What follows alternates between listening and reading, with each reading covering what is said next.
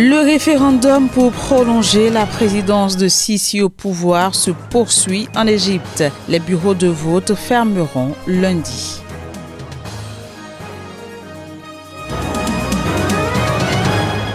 Les discussions entre dirigeants militaires et leaders de la contestation se poursuivent au Soudan. Elles portent sur un transfert du pouvoir à une autorité civile.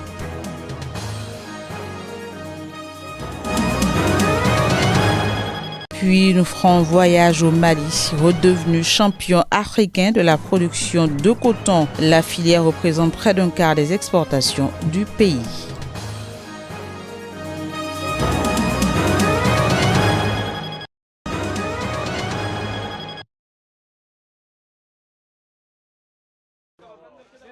Vote dans le cadre du scrutin référendaire en Égypte.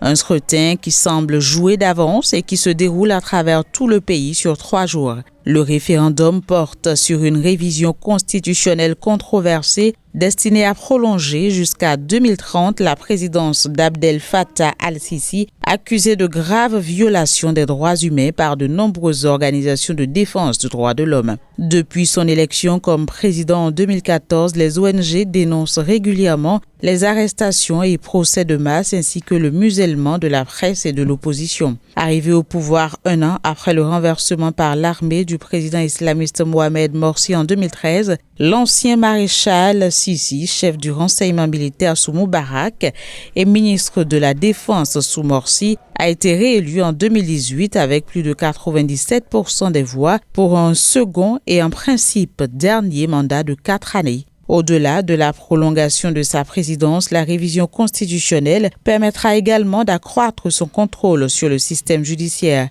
Les résultats du vote seront annoncés d'ici au 27 avril prochain, selon l'autorité nationale des élections. À ce stade, aucun chiffre de participation n'a été donné par les autorités égyptiennes.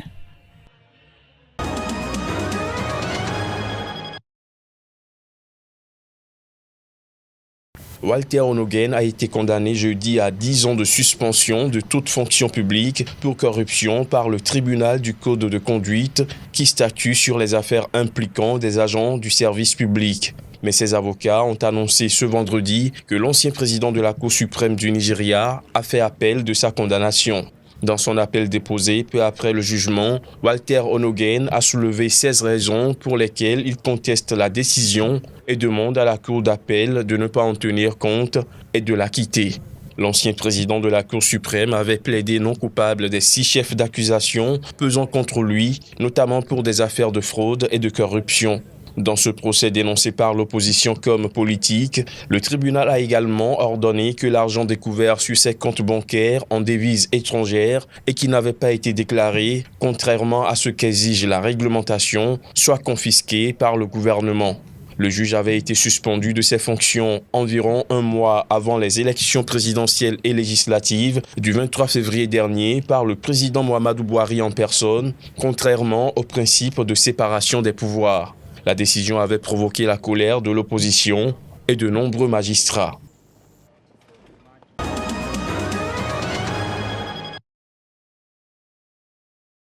La police républicaine a affirmé avoir été accueillie par des jets de pierre et présenté 2 individus qui seraient des mercenaires. Mesdames et messieurs, à la suite du retrait par Patrice Talon des agents de l'État affectés à la sécurité de l'ancien président de la République et pour préserver des menaces qui pèsent sur sa personne et sur sa famille, le docteur Boniyayi a dû recourir à une équipe de sécurité privée comme en ont l'habitude des personnalités du secteur public ou privé. Ces braves hommes s'occupent de la protection de l'ancien chef de l'État dans ses déplacements et à domicile de jour comme de nuit. Ils n'avaient en leur possession aucun objet et aucune arme pouvant leur servir de défense ou à semer le trouble. Alors que les forces de l'ordre tiraient sur la foule à balles blanches et lançaient des gaz lacrymogènes, l'équipe de sécurité du docteur Boni-Yayi, à main nue, protégeait les 3 personnalités jusqu'à leurs véhicules respectifs. C'est en retournant dans leur propre voiture que 2 d'entre eux ont été molestés puis enlevés par la police républicaine. Ce sont ces 2 éléments que la police présente comme des mercenaires recrutés pour semer des troubles dans le pays. Ces 2 victimes de la barbarie sont des Béninois. Ils vivent au Bénin, leurs familles aussi.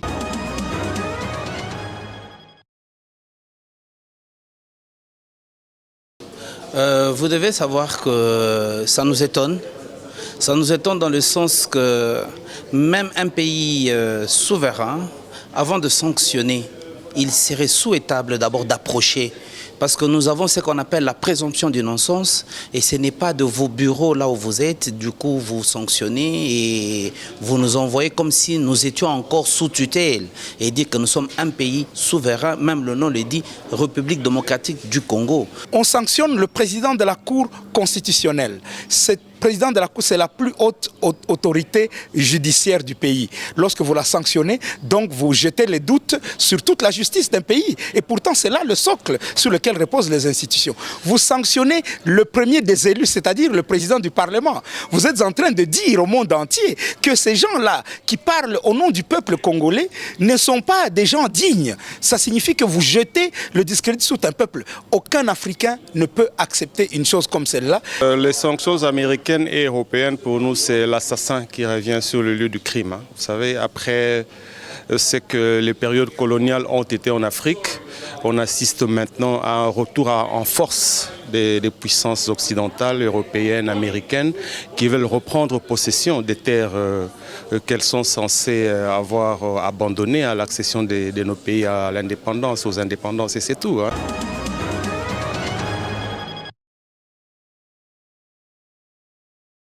Les dirigeants militaires et les leaders de la contestation au Soudan poursuivent les discussions sur un transfert du pouvoir à une autorité civile, la principale revendication du mouvement populaire.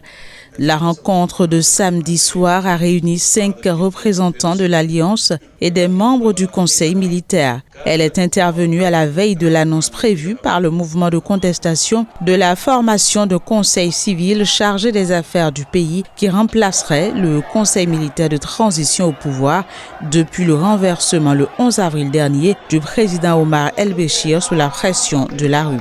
Selon des responsables, ce conseil civil sera chargé de former un gouvernement de transition dont le mandat durera 4 ans et sera suivi d'élections. Notons que les services de sécurité ont trouvé des liasses de plusieurs devises étrangères chez le désormais ex-président soudanais Omar El-Béchir.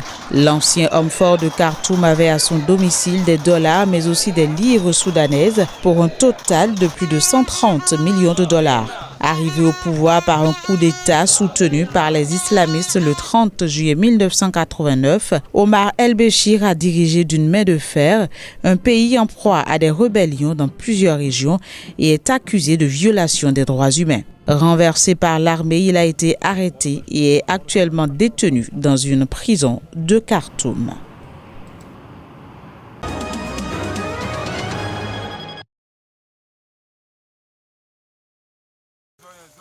On le surnomme l'or blanc. Le coton, un produit délicat, récolté minutieusement à la main. Il est devenu le principal produit d'exportation du Mali. Pour encourager son développement, le gouvernement subventionne son engrais. Le secret d'une récolte rentable, une fibre de qualité.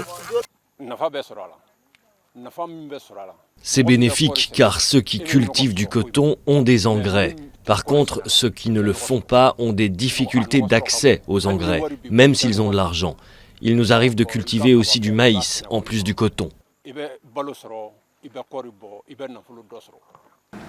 Mais sur cette récolte, seule une partie sera transformée au Mali. Le coton est principalement exporté à l'état brut. Une tendance que Marianne veut changer. Dans sa boutique de Bamako, elle utilise des bandes de tissu traditionnelles et du fil fait à la main pour en faire des vêtements 100% coton bio. Voilà, il y a des métiers, il y a du savoir-faire et c'est un réel enjeu social, culturel et de patrimoine. Donc c'est regrettable que tout parte non valorisé. L'usine de Comatex utilise la matière brute pour en faire du fil, des tissus et des vêtements. Une exception dans le pays. Ici, on traite 1% de la production malienne. Et face à la concurrence étrangère, les affaires vont mal. Apparemment, on pense que c'est un grand marché textile, mais le marché là est inondé. Inondé, je vais dire, par les produits textiles d'importation qui sont moins chers. Bon, ça entrave beaucoup les activités de l'entreprise. Avec 728 000 tonnes en 2018, le Mali est le premier producteur de coton d'Afrique. À peine 2% ont été transformés localement.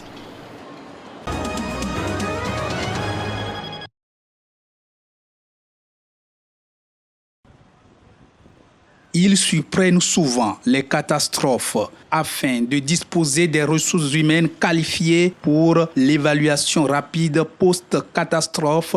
L'Agence nationale de la protection civile a initié une formation à l'intention des acteurs nationaux togolais. C'est une formation qui concerne les acteurs nationaux sur les évaluations rapides après la catastrophe. Alors, qu'est-ce que nous appelons évaluation rapide après la catastrophe? Comme vous le savez, lorsqu'il y a une catastrophe, il faut rapidement faire les évaluations pour pouvoir aller au secours des probables victimes. Les catastrophes surviennent quand les éléments sont en contradiction avec la nature. Nous sommes aussi au début de la saison pluvieuse et déjà la météo annonce de fortes pluviométries. Donc, cette forte pluviométrie peut entraîner des inondations au Togo. Et c'est la catastrophe principale que le Togo connaît le plus souvent.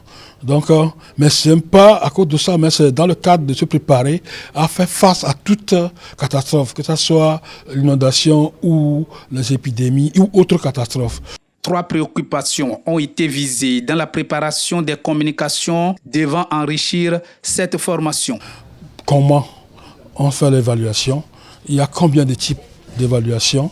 Et pour aboutir à la fin sur une fiche d'évaluation commune que les acteurs nationaux doivent utiliser lors de probables catastrophes que nous pouvons connaître ou que notre pays peut connaître dans les jours et les années à venir. Pour faciliter l'évaluation rapide post-catastrophe, les populations doivent fournir des informations fiables aux agents enquêteurs.